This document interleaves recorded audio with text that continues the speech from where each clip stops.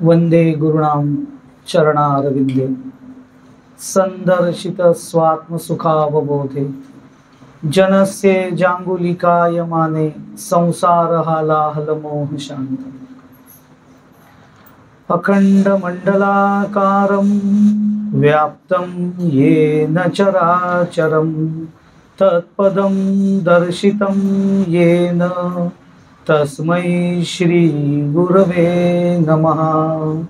गुरुर्ब्रह्मा गुरुर्विष्णु गुरुर्देवो महेश्वरः गुरुः साक्षात् परब्रह्म तस्मै श्री गुरवे नमः। श्रीराम।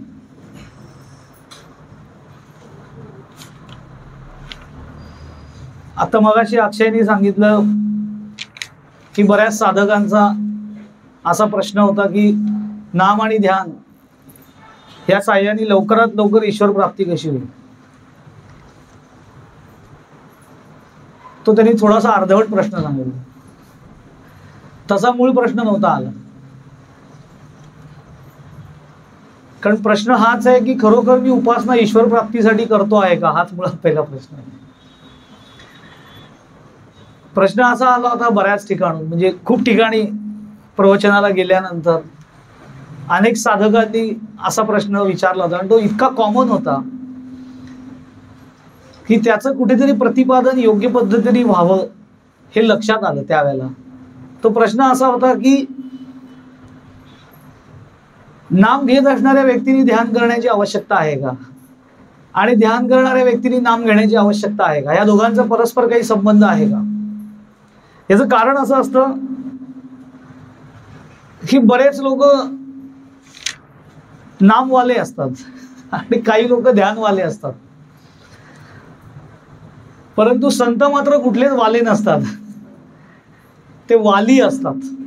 वाली म्हणजे रक्षण करते, म्हणजे फक्त नाम घेणाऱ्याचं रक्षण करतात असं नसून प्रत्येकाच्या उपासना मार्गाचंही ते संरक्षण करणारे असतात। त्यामुळे सर्व संतांनी, अगदी सर्व संतांनी मध्यवर्ती साधना म्हणून नाम साधना ही सांगितलेली आहे। म्हणजे भगवद्गीतेमध्ये 10व्या अध्यायामध्ये विभूती योग, या विभूती योगामध्ये भगवंतांनी ज्या स्वतःच्या विभूती सांगितल्या त्याच्यातल्या 25व्या श्लोकामध्ये सुद्धा भगवंतांनी विभूती सांगताना हे स्पष्ट सांगितलं, यज्ञानाम जपयज्ञोस्मी, की यज्ञामध्ये सर्वश्रेष्ठ यज्ञ जपयज्ञ आहे, म्हणजे नामयज्ञ, आणि त्या नामयज्ञामध्ये मी आहे असं त्यांनी सांगितलं।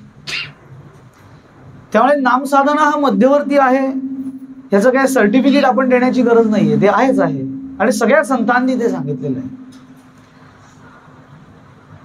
ज्यांना नामावतार म्हटलं गेलेलं आहे, आत्ताच आपण प्रार्थना म्हटली, जयाचा जनी जन्म नामार्थ झाला, जयाने सदा वास नामात गेला, जयांच्या मुखी सर्वदा नामकीर्ती, त्यांना नामावतार म्हटलं गेलं कलियुगामध्ये। त्या गोंदवलेकर महाराजांनी मध्यवर्ती सूत्र म्हणून नाम साधना सगळ्यांना दिली, त्यात सुद्धा नाम सोपं दिलं, रामनाम हे नाम दिलं, कारण ते सगळ्यात सोपं आहे। अव्याहतपणे अनेक साधक या नाम साधनेला वाहिलेले असतात, वाहिलेले आहेत, पण तरी देखील प्रचिती येत नाही अशा बऱ्याच लोकांच्या तक्रारी म्हणण्यापेक्षा शंका होत्या। म्हणजे तसे अनुभव सुद्धा आम्ही घेतलेले आहेत। म्हणजे मागे मी एकदा सांगितलं होता एक अनुभव की ठाण्याला प्रवचन झाल्यानंतर नामस्मरणावरतीच प्रवचन होतं, नवविधा भक्तीमधल्या नामस्मरण भक्तीवरती। तेव्हा ते प्रवचन झाल्यानंतर एका साधारण 10 वर्षाच्या मुलीने येऊन मला प्रश्न विचारला होता की दादा एक प्रश्न विचारू का, म्हटलं विचार। तर तिने असं विचारलं की माझे आजोबा, मी कित्येक वर्ष त्यांना हातात जपाची माळ घेऊन जप करताना बघितलेलं आहे, म्हणजे नाम घेताना। म्हणजे ती 10 वर्षाची होती मुळात, म्हणजे तिला समज आल्यापासून ती बघत असेल, पण तिच्या आजोबांचं वय खूप असल्या कारणाने तिला हे माहिती आहे की एक सलग 50-60 वर्ष ही उपासना करतायत। मग म्हटलं पण तुझा प्रश्न काय आहे, तर ती म्हणाली की इतके वर्ष ते नाम घेत आहेत पण त्यांच्या वृत्तीत काहीही बदल झालेला नाही, ते इतके चिडचिडे आहेत असं त्यांनी सांगितलं। आणि हे बहुतांशी वेळा मलाही अनुभवाला अनेक ठिकाणी आलेलं आहे की जीवा नामाला वाहिलेली आहे असं वाटत असतं त्यांच्याकडे बघून, पण त्यांच्या व्यक्तिमत्वातनं, त्यांच्या रोजच्या आचरण विचारणातनं, त्यांच्या विहारामधनं तसं कुठेही जाणवत नाही की यांची जीवा नामाला वाहिलेली आहे. ती नामाला वाहिलेली आहे का नामाच्या मागणं कामनेला वाहिलेली आहे, हा शंका निर्माण. याचं मुख्य कारण एकच आहे की महाराजांनी ज्या पद्धतीने नाम घ्यायला सांगितलेलं आहे त्या पद्धतीने ते घेतलं जात नाही. आणि जे महाराजांनी सांगितलेलं आहे ते मी कळवून घेतलेलं नाहीये किंवा मला समजावून दिलेलं नाहीये. म्हणजे महाराजांचं एक वाक्य आहे, प्रसिद्ध वाक्य आहे, आणि त्या एका वाक्यामुळेच बरीचशी गल्लत किंवा गोंधळ झालेला आहे. पण तो गडबड महाराजांच्या बोलण्यात झालेला नाहीये, आपलं समजून घेण्यात झालेला आहे.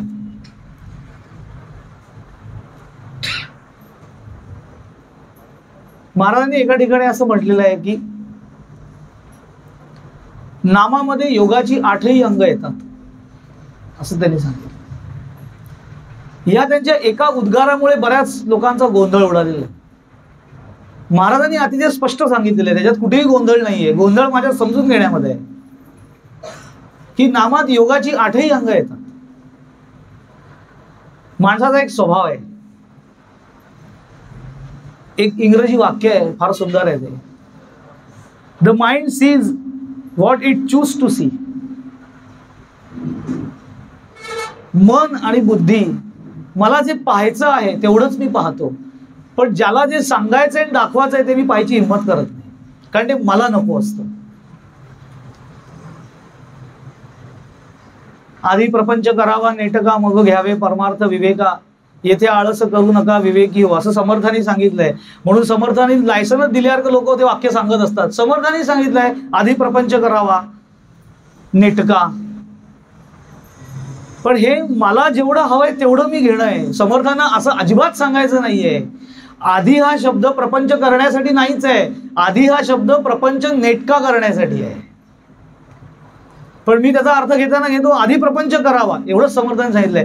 तो नेटका हा शब्द महत्वाचा आहे, त्याच्यासाठी तो आधी हा शब्द योजलेला आहे, पण मी ते बघत नाही, किंबहुना माझी तशी दृष्टी नाहीये. तसंच महाराजांच्या या वचनाच्या बाबतीत झालेलं आहे की नामात योगाची 8ही अंग येतात असं महाराज म्हटल्यानंतर त्याचा अर्थ असा मी घेतला की नामात योगाची 8ही अंग येतात, त्यामुळे मी फक्त नाम घेतलं की झालं, योगाची काही आवश्यकता नाही. पण असं त्याचा अर्थच नाहीये. त्याचं दुसरं कारण असं आहे, मला योगाची 8 अंग माहिती नाहीयेत, कुणी सांगितलेली नाहीयेत. योग हा शब्द आला कीच पहिला मोठा गैरसमज होतो, कारण योग म्हटलं की लोकांना हटयोग डोळ्यासमोर येतो.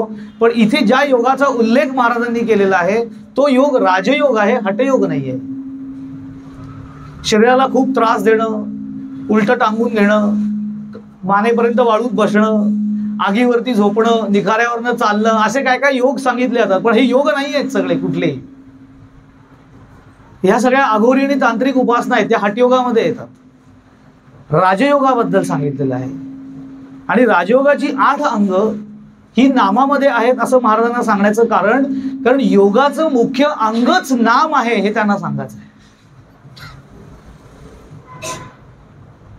8 अंग कुठली योगाची? यम नियम आसन, प्राणायाम प्रत्याहार, धारणा ध्यान आणि समाधी, ही योगाची 8 अंग आहेत. आता महाराज असं म्हणतात की ही 8ही अंग नामामध्ये अंतर्भूत आहेत. कसं काय हा प्रश्न पडतो, कारण ह्याच्यावरती फारसं प्रतिपादन कोणी केलेलं नाही. मी एकदा स्वामींना विचारलं होतं की स्वामी नामामध्ये योगाची 8ही अंग येतात असं महाराज म्हणाले, म्हणजे ते कुठल्या अर्थी येतात? स्वामी असं म्हणाले की वास्तविक नाम वेगळं आणि 8 अंग वेगळे असं नाही आहे. नाम साधनाच मुळात योगाचा मुख्य आधार असल्या कारणाने ती 8ही अंग नाम साधनेला पूरक आहेत, कॉम्प्लिमेंटरी आहेत. कुठलीही उपासना करायची असेल तर त्या उपासनेला या 8ही अंगांचा अवलंब करावाच लागतो, हे आपल्या लक्षातच येत. मग त्याच्यावर स्वामी असं म्हणाले की ज्या पद्धतीने नाम घ्यायचं असतं त्या पद्धतीने नाम घेतलेलं दिसत नाही, म्हणून आपल्याला असं वाटतं की त्याच्यात योगाची 8ही अंग येतात. म्हणजे कशी येतात ते कळत. आता कशी येतात नामामध्ये? मुळात काय होतं की आपण जे नाम घेतो ना ते नाम हिशोब निसासारखं घेतो, म्हणून आपल्याला ती 8 अंग कळत नाहीत. म्हणजे जप मोजू नये असं काही कोणाचं म्हणणं नाहीये. अनेक संकल्प केलेले असतात, त्यानुसार लोक नाम मोजून करत असतात. पण संकल्प एका बाजूला आणि उपासना एका बाजूला असते. तुम्हाला मी सांगतो ईश्वर प्राप्तीसाठी मला नाम घ्यायचं असेल ना, तर ते मोजण्याची आपल्याला काय आवश्यकता नाहीये. म्हणजे कबीरांचा एक सुंदर दोहा आहे की ते असं म्हणाले होते की वो जो मालिक, असं त्यांना म्हणायचं होतं, वो जो मालिक है वो देता बेहिसाब है, मगर मैं अभागा हूं कि उसका नाम भी लेता हूं तो गिन गिन के लेता हूं, असं त्यांनी. याचं कारण असं आहे की मी नाम घेणं महत्वाचं आहे ना, हिशोब तो ठेवेल. हिशोब मी का ठेवला पाहिजे? आणि आपला सगळा कारभार हिशोबी चालतो, त्यामुळे नाम आत उतरत नाही आणि मग त्याची प्रचिती येत नाही. महाराज म्हणतात परमार्थ आणि अध्यात्म हा वृत्ती सुधारण्याचा मार्ग आहे, पण वृत्तीमध्ये जराही पालट झालेला दिसत नाही स्वतःला सुद्धा. याचं कारण नाम आत उतरत नाहीये. का आत उतरत नाही? कारण आत उतरण्यासाठी ज्या अंतरंग मार्गाचा अवलंब करावा लागतो तो मी करायला तयारच नाहीये, त्यामुळे नाम आत उतरत नाही.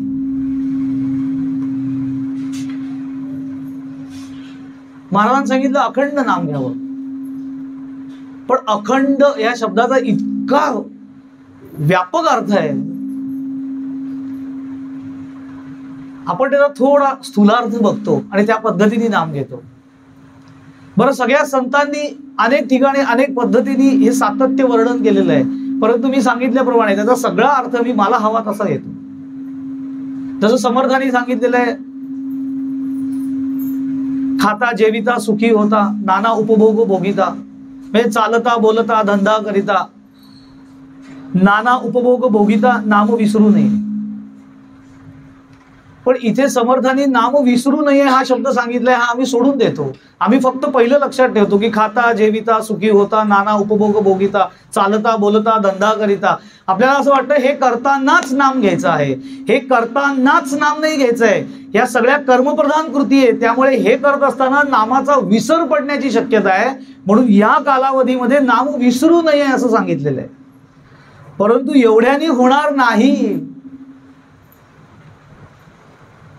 शिष्य एकांती बैसावे, स्वरूपी विश्रांतीस जावे, तेने गुणे दृढावे परमार्थ हा, हे पण समर्थांनी सांगितलंय, ते मी सोडून दिलेलं आहे. कारण एका जागी बसायला सांगितलंय, तीच तर पंचायत आहे. हे सोपं आहे, खाता जेविता चालता बोलता नाना उपभोग भोगिता नाम विसरू नये. कारण की ह्या सगळ्या कर्मप्रधान गोष्टी आहेत. मी स्वयंपाक करतोय तर त्यावेळेला स्वयंपाकात चित्त असताना एखाद वेळेला नामाचा विसर पडू शकतो, म्हणून अनुसंधानातनं नाम चालू ठेव, त्याच्यासाठी ते सांगितलेलं आहे. पण तेवढंच झाली नाम साधना, अजिबात होणार नाही, प्रचिती बिलकुल येणार नाही. कारण चित्त सारखं बहिर्भूमी आहे. प्रत्येक कर्म करत असताना माझ्या चित्ताचा एक भाग, एक अवधान त्या बाह्य कर्मावरती आहे, त्यामुळे पूर्ण अवधान नामावरती जाणार नाहीये. त्याच्यासाठी काय करायला लागेल, दिवसा माझी एक बैठक तरी अशी असली पाहिजे ज्या बैठकीमध्ये मी आसनावरती बसून शांतपणे नाम श्वासावरती घेतलं पाहिजे. शिष्या एकांती व्हायचा, थोडं एकटं होऊन बसलं पाहिजे, थोड्या वेळ करायची ती साधना.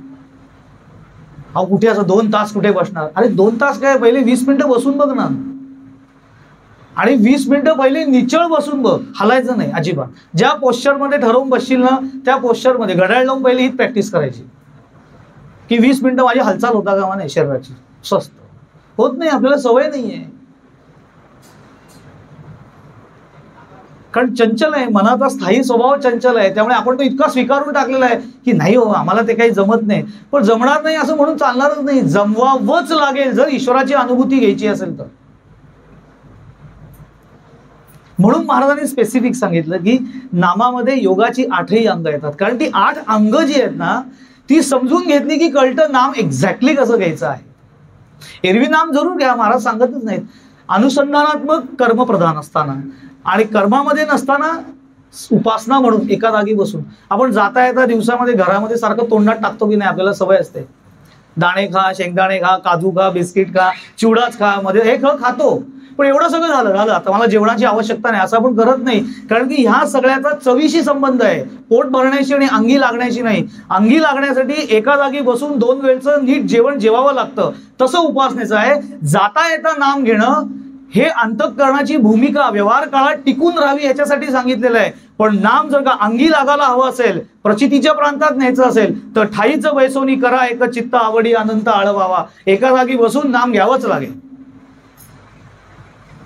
नाही तर 50 वर्ष होऊ देत लोकांना त्याचाच गर्व असतो. म्हणजे जे विसरण्यासाठी साधना करायची तेच वाढीस लागतं. रोज 50 माळा झाल्याशिवाय मी जेवत पण नाही असं सांगतो कशाला ऍडव्हर्टाईज. तू 50 माळा घे, तर 100 माळा घे, तू जेवत नाही देव त्याच्याशी भगवंताला काही घेणं देणं नाही. अहंकार वाढीस लागतो. उपासनेचा एक अहंकार असतो आणि तो अहंकार वाढीस लागला की नाम फक्त वैखरीवरती राहतं. काही असो त्यांचं सतत तोंड हलत असतं असं लोक सांगतात. त्याचं कौतुक करून घेतात लोक. अरे त्याचं कसलं कौतुक? ते नाही हल्लं तरी आत नाम चाललं पाहिजे. नाम उतरतं आतमध्ये. महाराज असं म्हणायचे, नाम घेण्यापासून सुरुवात होते उपासनाची, की नाम घेतो आहे, हे नाम घ्यायचं आहे, नाम घेतो आहे, नाम होत आहे, इथपर्यंत प्रवास द्यावा लागतो. नाम होत आहे हा श्वासावरच्या नाम जपाचा प्रकार आहे, ज्याला अजपा जप असं म्हणतात. जिथे बाह्य कुठल्याही गोष्टीवरती नाम अवलंबून राहत नाही, सतत आतमध्ये श्वासाशी संबंधित होऊन गेलं असतं. पण श्वासावरती नाम घेण्यासाठी पहिले श्वासावरती नाम घेणं म्हणजे काय हे कळलं पाहिजे आणि त्याच्यासाठी योगाची 8 अंग काय ती कळली पाहिजेत. कारण त्याच्यामध्येच ही साधना अंतर्भूत केलेली आहे. आणि मग लक्षात येतं की नाम इतकं सोपं वाटतं पण ते तितकंच सोपं नाहीये हे लक्षात येतं. असं वाटतं सोपं आहे ना. एक आकडाच ठरवून टाकतात लोक, 60 माळा दिवसाच्या झाल्या, एकदा झाल्या माळा की झालं, मग काय त्याच्यानंतर काय, मग आम्ही काही करायला मोकळे. 60 माळा रजिस्टर झाल्या महाराजांकडे, तुम्ही बघा आता काय ते तेवढं मला मिळालं पाहिजे 60 माळ्यात. त्याच्याने साधना अनुभूतीच्या प्रांतात जात नाही. वाणी तीक्ष्ण असते आपली, ती मृदू व्हायला पाहिजे. नामाचा पहिला परिणाम असतो की चित्त अतिशय शांत होत जातं. ते जर होत नसेल तर समजायचं माझं नाम चुकतं आहे. नाम चुकतंय म्हणजे नामाची प्रक्रिया चुकते आहे. आता योगाची जी 8 अंग सांगितलेत ना, त्यातलं पहिलं यम, दुसरं आहे नियम. टेन्शन येते एकदम, बापरे आता काय करायला लागेल. काहीच करायचं नाहीये, रोजच्या जीवनामध्ये थोडंसं मॉडिफिकेशन करायला लागतं. ते यम आणि नियम आहेत. मॉडर्न लँग्वेज मध्ये त्याला रूल्स अँड रेग्युलेशन्स असं म्हणतात. आता यम नियम, यम काय, अहिंसा, सत्य, अस्तेय, ब्रह्मचर्य, अपरिग्रह, हे 5 यम आहेत. आणि शौच, संतोष, ताप, तप, स्वाध्याय आणि ईश्वर प्रणिधान हे नियम आहेत. यम आणि नियम, त्यापैकी हे 5ही यम, 5 यम आणि 5 नियम हे अंगीभूत करावेच लागतात. एखादा म्हणाल मी नाहीच करणार, साधना कधीच फलद्रूप होणार नाही, कारण ते बेसिक गोष्टी आहेत. यम अहिंसा हा पहिला यम आहे. अष्टांग योगातल्या यम याच्यातला अहिंसा हा पहिला यम आहे. नाही ना, अहिंसा वगैरे आम्हाला काय जमणार, असं करताच येणार नाही. कारण अहिंसेचा अर्थ काय, सिंपल अहिंसेचा अर्थ सांगितलेला आहे. मनानेही इतरांना सुख देण्याचा सतत भावात राहणं. लक्षात घ्या, ज्ञानेश्वरांनी व्याख्या केली आहे, मनानेही इतरांना सुख देण्याच्या भावनेमध्ये आणि भावात राहणं याला वास्तविक अहिंसा असं म्हणतात. कायेनी नाही, वाचेनी नाही आणि मनानेही नाही, तिन्ही पातळीवरती कुणाबद्दलही, स्वतःपासून इन्क्लुडिंग सेल्फ, कुणाबद्दलही वाईट भावना मनामध्ये न येऊ देणं, अशी अंतःकरणाची स्थिती त्याला अहिंसा असं म्हणतात. अकारण हिंसा न करणे. साधनाला हे उपयुक्त नाहीये, आवश्यक आहे. दातोट खाऊन लोक नाम बी मिळाले बघितलेले आहेत. आता असं नाम फळणार नाही कधी, कारण आतमध्ये सगळं धडधड धडधड चाललेली असते, पण ते दिसता कामा नाही. म्हणून मग हातात जपाची माळ घेऊन अजिबात नाम फलद्रूप होणार नाही. कारण पहिला यम आहे तो अहिंसा. अंतःकरण हे अहिंसेकडे वळलंच पाहिजे, म्हणजे आपण बावळट होतो असा अभिप्राय बिलकुल नाही.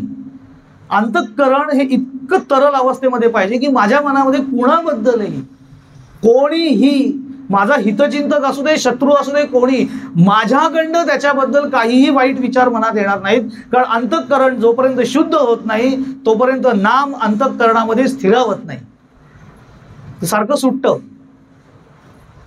म्हणून एकनाथ महाराज म्हणतात, कैसे होत आहे नामस्मरण, नामा माझी होते विस्मरण.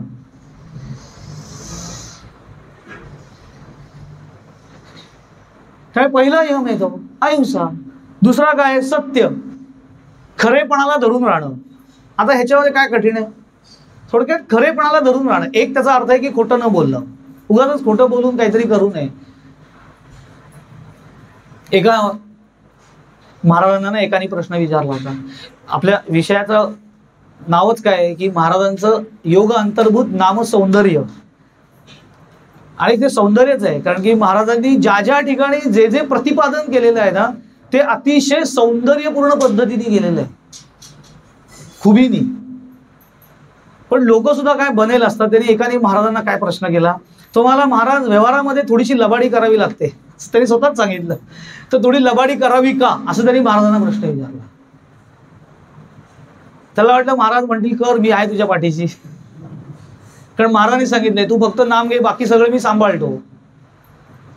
काय सांभाळणार, काय मेंटेनन्स कॉन्ट्रॅक्ट घेतलाय महाराजांनी आपला की एकदा मी तुम्हाला अनुग्रहित केलं त्यामुळे आता काय माझा मेंटेनन्स कॉन्ट्रॅक्ट तुमच्याकडे, माझी सून, माझा जावई, माझा प्रपंच, माझी नोकरी, माझा आधार पण सगळं तुम्ही सांभाळायचं. तुम्हीच म्हणालाय तुम्ही नाम घ्या मी सगळं सांभाळतो. सगळं म्हणजे प्रपंच नाही. योगक्षेमम वहाम्यम, भगवंताचा ह्याच्यातला क्षेम ह्याचा अर्थ प्रपंच नाही, क्षेम ह्याचा अर्थ स्थिरता. शिष्याची साधना स्थिर होण्यासाठी जे जे काही प्रयत्न शिष्याचे कमी पडतात त्यावेळेला ती साधना स्थिर करण्यासाठी मी ती करतो. योगक्षेम वहाम्यम असं सांगितलेलं आहे. मी त्याचा अर्थ घेतला की महाराज करतील, सगळं करतील, प्रपंच पण तोच करतील. त्याने विचारलं महाराजांनी त्या अनुषंगाने की सांगा आता व्यवहार आहे, काय करणार, व्यवहारात धंदा आहे माझा, थोडीशी लबाडी करावी लागते, करावी का? महाराज म्हणाले नाही. एका शब्दात पहिले उत्तर दिला, लबाडी करावी का? नाही. दुसऱ्यांनी आपल्याला फसवू नये आणि आपला नुकसान होऊ नये एवढं चतुर असायला हरकत नाही, पण लबाडी करू नये असं महाराज. आता जर का मी नाम साधक आहे, नाम घेतो आहे, पण एकीकडे मी असं स्वतःला सांगतोय नाही थोडंसं काय करणार ना, आता व्यवहारामध्ये म्हटल्यानंतर थोडंसं वर खाली होणारच आहोत, चालतंच. नाही चालणार. इतकीशी पण अशुद्धता अंतःकरणात चालत नाही जर माझी उपासना प्रचितीच्या प्रांतात जायला हवी असेल तर. गौतम बुद्धांनी त्यांच्या शिष्याला सांगितलं आनंदाला की म्हणे या चित्तशुद्धी झाल्याशिवाय अंतःकरणामध्ये साक्षात्कार होऊ शकत नाही असं ते म्हणाले. त्याच्यावरती आनंद असा मला की नाही पण एकदम पूर्ण चित्तशुद्धी कशी होणार ना, थोडंफार राहणारच. तेव्हा हे चालणार नाही, अजिबात चालणार जराही चालत नाही. तर तेव्हा हवं नाही, हे शक्य नाहीये ना, थोडी तरी चित्तात अशुद्धी राहणार. तेव्हा नाहीच चालत ना, पण राहणार हे कारणच नाहीये, राहणं चालणारच नाहीये जराशी पण नाही, त्याला ते पटायला तयार नाही.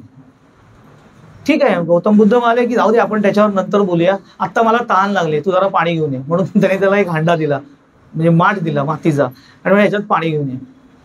तो पाणी घेऊन आला, त्याने ते पाणी ओताला सांगितलं, त्याने ते पाणी ओतलं. तो माठ घेतला हातामध्ये आणि बारीक दगड घेतला आणि त्या माठाला असं बारीक छिद्र पाडलं, एक छिद्र फक्त, आणि त्याला म्हणाले जा आता पाणी घेऊन ये. त्याला प्रश्न पडला का असं काय, मी आधी आणलेलं पाणी ओतून दिलं आणि आता छिद्र पाडतात आणि पाणी आणता, असं कसं पाणी आणता येईल? ते म्हणाले नाही आणता येणार पाणी, तुम्ही छिद्र पाडले नाही, घेऊन ये म्हणे पाणी, पूर्ण माठ भरून ये आणि एकही थेंब पाणी वाया जाता का म्हणे. तर ते म्हणाले असं कसं, तुम्ही छिद्र पाडलंय त्याला आता? ते नाही पण एवढंच छिद्र पाडलंय ना, मोठं कुठे भोग पाडलंय मी, एवढंच छिद्र पाडलंय ना, तेवढं चालेल, तेवढं पाणी तू आणू शकतोस. तुम्हाला नाही पाणी आणेपर्यंत ते झिरपत झिरपत ते भगदाड पडेल आणि माठ फुटेल. तेव्हा नाही, गौतम बुद्धवाले नाही, एवढंच छिद्र पाडलंय त्यामध्ये पाणी घेऊन ये. त्याच्यावर तुम्हाला की नाही आणता येणार, तेच ते म्हणाले मी सांगतोय चित्तात इतकी पण अशुद्धता चालत नाही, नाहीच चालत. अनुभव हवाय ना, ईश्वराची भेट घ्यायची ना, राम प्रत्यक्ष भेटावा असं वाटतोय ना राम नामातनं, हे पहिले मला वाटतंय का तपासून बघायला पाहिजे आपण की मी नाम घेतोय कशासाठी. ज्योतिषांनी सांगितलंय की तुमचे 1.5 कोटी नाम पूर्ण झाला ना तर पत्रिकेमधला लग्नाचा ग्रह शुद्ध होतो. अमुक कोटी झाला ना की हे त्रास होतात की नाही त्याच्यात संतांना काही बोलायचं नाही. महाराजांनी स्पष्ट सांगितलेलं आहे सद्गुरूंचा अनुग्रह आल्यानंतर पत्रिका उचलावी, गुंडाळून ठेवून द्यावी. कारण अनुग्रह झाल्यानंतर शिष्याचे ग्रह सद्गुरूंच्या मर्यादेने चालतात, इच्छेने चालतात, त्यांचं कामच संपून जातं आपल्या पत्रिकेतलं. मग मी कशासाठी किती जप केल्याने काय होणार आहे? तू नाम घे ना, महाराजांनी सांगितलंय ते सांगतात तसं घे. अंतःकरणामध्ये हिंसा ठेवू नकोस, खरेपणाला धरून ठेव, लांड्या लवाड्या करू नको. हा एक अर्थ सत्य याचा, आणि दुसरा खरेपणाला धरून ठेव म्हणजे जे जगातलं अंतिम सत्य आहे म्हणजे ईश्वरी तत्व, त्याला धरून ठेव, बाकी काही नाही. सत्य. पुढे ते म्हणतात अस्तेय. आता अस्तेय म्हणजे चोरी न करणे. काय काय वेळेला असं वाटतं की हे कशाला आपल्याला सांगतं, आम्ही काय चोर बीर होत का, चोऱ्या बिऱ्या आम्ही कुठे कराल, आम्ही चांगली माणसं आहोत, आम्ही काय चोऱ्या करत नाही, आम्ही अस्तेय अवलंबलेलंच आहे. अस्तेय अवलंबलेलं आहे म्हणजे आम्ही चोऱ्या करत नाही म्हणजे आम्ही अस्तेय नाही आहोत. चोरी करणं हा त्यातला एक भाग आहे. अस्तेय, स्तेय या शब्दाचा अर्थ घेणे असा अर्थ आहे, प्राप्त करणे, घेणे. स्तेय, स्तेय म्हणजे फक्त चोरी करणं नाही. अस्तेय काहीही न घेणे.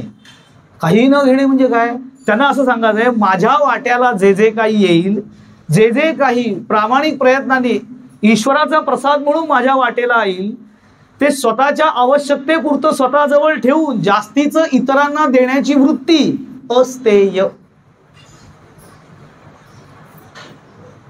तुकाराम महाराज होते ना, ते एकदा कीर्तन करत होते त्यांच्याच देऊच्या देवळामध्ये पांडुरंगाच्या. तर काहीतरी धावपळ झाली, गोंगाट झाला, म्हणून काय झालं तर एक जण सांगायला आला. तर काय लोकांना समजत नाही, तुकाराम महाराज कीर्तन करतायत वेदीवर बसून, तिथे येऊन तर त्यांना हलवून, ओ महाराज थांबा 2 मिनिटं थांबा. म्हणजे 2 मिनिटं हा शब्द माझा आहे त्यांचा, की थोडं थांबा. काय झालं माले, तुमची म्हैस चोरीला गेली. आता तिथे कीर्तनात महाराजांनी अशी खूण केली, जाऊ म्हैस गेली चोरीला. आता ह्यांना एवढं टेन्शन झालं, काय महाराजांची म्हैस चोरीला गेली. एक तर त्यांची परिस्थिती त्या काळामध्ये एकदम खालती आली होती, त्यात त्यांच्या सासऱ्याने त्यांना ती म्हैस दिलेली होती. आधी ती सासूरवाडची म्हैस एकच, त्यात ती चोरीला गेली. आता आली पंचायत, पण तुकाराम महाराज शांत होते. मग ह्या लोकांनाच काय वाटलं, ते म्हशीचा शोध घेतला, त्या चोरांचा शोध घेतला, ती म्हैस परत मिळवली, ते चोराला आणलं, बेदम मारलं. पहिले आपली वृत्ती, पहिले हात साफ करून घेऊ, कारण समर्थ म्हणतात तसे आपण असतो. घरच्या घरी खाई दाडा, बाहेर दिन बापुडा, ऐसा जो वेडा बुडा तो एक मूर्ख. घरामध्ये सगळे एकदम जमदग्नी असतात, बाहेर एकदम शेपूट घातले. त्याचा बेदम मारून घेतला आणि मग आणला तुकाराम महाराजांच्या समोर मारून, की हा तुमचा चोर होता, आता ह्याला तुम्ही शासन करा. आता काय दगड शासन करा, त्याला एवढा मारलेला होता, शासन करा. तुकाराम महाराज मला सोडून द्या त्याला, एका झटक्यात माले सोडून द्या त्याला. एवढं आश्चर्य वाटलं लोकांना. अहो त्यांनी म्हैस चोरली होती तुमची, मुळात ती मिळाली होती परत, त्यामुळे आता जे चोरलंय ते मिळालेलं होतं, त्यातून त्याला मारून झालेलं होतं, ते मला सोडून द्या. का सोडून द्या, म्हणजे चोर आहे तो, त्याला काही तर शिक्षा व्हायला पाहिजे. महाराज माले अजिबात शिक्षा करता येणार नाही, कारण चोराकडे चोराने चोरी केली तर त्याला शासन करता येत नाही, कारण जातीपाशी धावे जातं असं ते माले. आता तुकाराम महाराज स्वतःला असं म्हणतायत जातीपाशी जावे जातं, म्हणजे त्याची जात चोर आहे आणि मी पण चोरच आहे, त्यामुळे एका चोराने दुसऱ्या चोराकडे चोरी केली, त्याला शासन काय करणार असं महाराज माले. त्याच्यावरती कोणालाही काही कळलं नाही की काय म्हणताय तुम्ही. त्याच्यावर महाराज असं माले की ती म्हैस मुळात माझी नाही, ती माझ्या सासऱ्याने दिलेली आहे. त्या म्हशीचं दूध आम्ही रोज काढतो आहे, ते स्वतः ग्रहण करतो आहे आणि उरलेलं विकतो आहे. ही गीतेच्या दृष्टीने चोरी आहे, कारण मला जे काही प्राप्त झालेलं आहे ते ईश्वरी कृपेने झालेलं आहे, त्याच्यातला थोडासा भाग मी इतरांना वाटून मग ग्रहण करणं, याला अस्तेय असं म्हणतात. आता आपण विचार केला पाहिजे आपण कशी वागतो. असं हातचं राखून देण्याची आपल्याला सवय असते. पुढे ते असं म्हणतात ब्रह्मचर्य, सगळ्यात मजेशीर भाग. मजेशीर काय माहितीये का, ब्रह्मचर्य म्हटलं की वेगळंच चित्र डोळ्यासमोर येतं. ब्रह्मचर्य म्हणजे काय, लग्न न करणं. लग्न होत नाहीत म्हणून बरीच लोक लग्न करत नाहीत, लक्षात घ्या. माझे गुरु असं म्हणायचे की लग्नाच्या मंगलाष्टकामध्ये शुभमंगल सावधान असं प्रत्येक मंगलाष्टकानंतर म्हटलं होतं, पण शुभमंगल सावधान हा शब्द कानावरती पडल्यानंतर खरोखर सावध झालेला जगातला एकमेव पुरुष म्हणजे समर्थ रामदास स्वामी, बाकी कोणी नाही. बाकी सगळे बेसावत असतात, सावधान सावधान म्हणून पण मानाशी पुढे असं ते गमतीने आले. म्हणजे काय विवाहच कुणी करू नये असं वगैरे नाहीये, असं काही नाही, हा व्यक्तिगत भाग असतो. पण ब्रह्मचर्य म्हणजे लग्न न करता राहणं म्हणजे ब्रह्मचर्य नाही. लग्न केलेल्याही माणसाने ब्रह्मचर्य पाळायचं असतं, लग्न न करणाऱ्या माणसाने ब्रह्मचर्य प्रत्येकाने पाळायचं असतं. आणि ज्याला ज्याला ईश्वर प्राप्ती करून घ्यायची आहे, ज्याचं नाम ईश्वर प्रचितीपर्यंत पोचावं असं वाटतंय, त्यांनी ब्रह्मचर्य पाळायलाच पाहिजे. मग ब्रह्मचर्य म्हणजे काय? ब्रह्मचर्य याचा अर्थ अंतःकरण जास्तीत जास्त काळ ब्रह्मभावामध्ये राहणं आणि ठेवणं, आणि तसं राहण्यासाठी स्वतःला यथायोग्य करत राहणं, याला ब्रह्मचर्य असं म्हणतात. मनामध्ये जास्तीत जास्त कामना कशा येणार नाही. मी कामनेपासून अंतःकरण कसं बाजूला राहील, सारखं माझं माझं माझं माझं ह्याच्यापासून चित्त कसं लांब राहील, हे सतत प्रयत्नशील असणं, याला ब्रह्मचर्य असं. बाकी अनेक गोष्टी, इथे बाकीच्या गोष्टींबद्दल भगवंतांना म्हणायचंच नाहीये, कारण हे अष्टांग योग भगवंतांनी सांगितलेलं आहे गीतेमध्ये. त्यांना काही सांगा, आता एखादा मनुष्य ते ब्रह्मचर्य म्हटलं की लोकांना वाटतं की काम वासनेच्या अधीन न होणं. अधीन न होणं वगैरे हा फार लांबचा भाग आहे, कारण की निसर्ग आपल्यापेक्षा मोठा असतो. मर्यादेमध्ये सुख उपभोग भोगत राहणं आणि मर्यादेपेक्षा त्याला सोडून देणं, ही जी अंतःकरणाची धारणा किंवा क्षमता असते, त्याला ब्रह्मचर्य असं म्हणतात. सतत त्याच गोष्टीचा विचार करत राहणं, देहासक्त राहणं, त्याला अब्रह्मचर्य असं म्हणतात. ह्यातनं बाजूला होणं ब्रह्मचर्य. पुढे ते म्हणतात अपरिग्रह. अपरिग्रह म्हणजे म्हणजे नाही, परिग्रह म्हणजे संग्रह करणं, अपरिग्रह म्हणजे कुठल्याही गोष्टीचा संग्रह न करणे. आता असं लोक म्हटले की अहो आता मी प्रपंचात आहोत, संसार आहे, असं सगळ्या गोष्टींचा संग्रहच करायचं नाही, घे की सगळं टाकून दे, असं नाही करताय. संसाराला अनेक गोष्टी लागतात, तुम्हाला काय कळणार, आम्हाला विचारा, असं लोक म्हणतात. मग एखाद दिवशी दिवाळीच्या आधी माळा झाडाला काढल्यानंतर भरपूर गोष्टींचा ग्रह केलेला दिसतो, आणि मग त्या दिवशी अपरिग्रह करण्याची वृत्ती होते की हे टाकून देऊ, ते टाकून देऊ, आणि नंतर पुन्हा ते वर्षभर जमा केलं जातं. असं यांना काही म्हणायचं नाहीये इथे.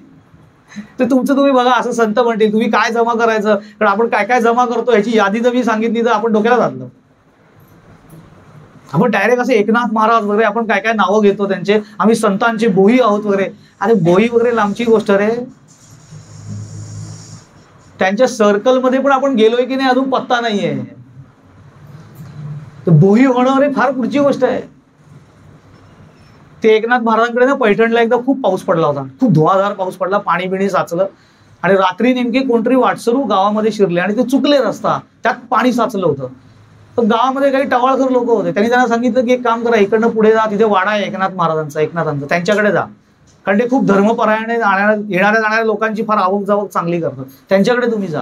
थोडक्यात त्यांना त्यांची फजिती करायची होती, कारण एवढ्या रात्री पाऊस बिऊस पडल्यानंतर हे काय त्यांचं आदरातिथ्य करणार आहेत म्हणून ते गेले तिकडे.